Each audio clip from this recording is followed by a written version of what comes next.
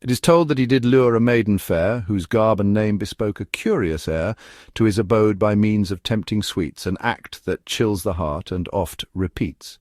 Thereupon they sat to paint and feast at his table, with care and craft increased, for he had made it ready with a zeal profound, a feast that in beauty did quite astound. And she wrought a birthday card for her mother dear, and he, with precision, copied it quite near. But alas, their bliss was quickly torn apart, as he spied a baying mob with torches held high from his window's heart.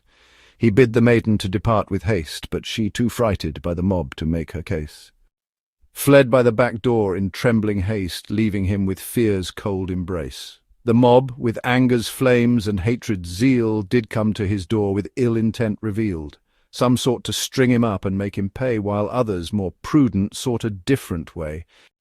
Amidst the chaos the level-headed few saw how harmless he was, and what he knew, and they cried out for reason and for sense against the tide of rage, their voice immense. The tumult, though subdued, drew a great crowd, to which he spoke, his voice both calm and proud.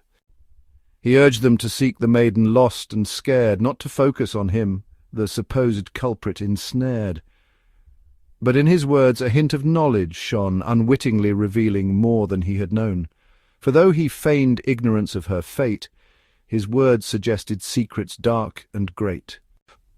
The throng, with madness and unrest aglow, grew in size, and their anger did overflow when one appeared, brandishing a painted card that bore his hand's dark and damning regard. Despite his pleas and earnest protestations, and the paint that marked him with no reservations, the crowd, frenzied and lost in hate's embrace, strung him up without mercy or grace, and so he hung in the grip of death's embrace till the authorities came to witness the grim trace.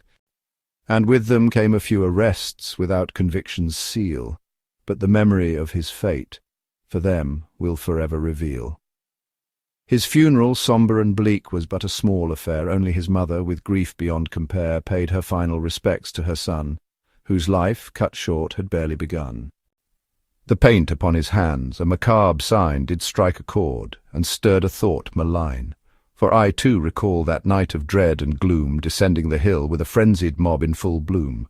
And as we passed that maid, so oddly dressed, her hands too were with paint impressed, a fact that now, with horror's icy grip, brought back the memory of his final trip.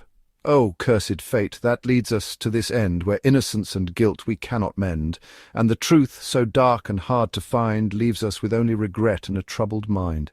The knowledge that no trace was found, nor clue of that maid, whose fate was unknown and askew, fills me with a sense of dread and despair, for her fate, like his, remains an unanswered prayer.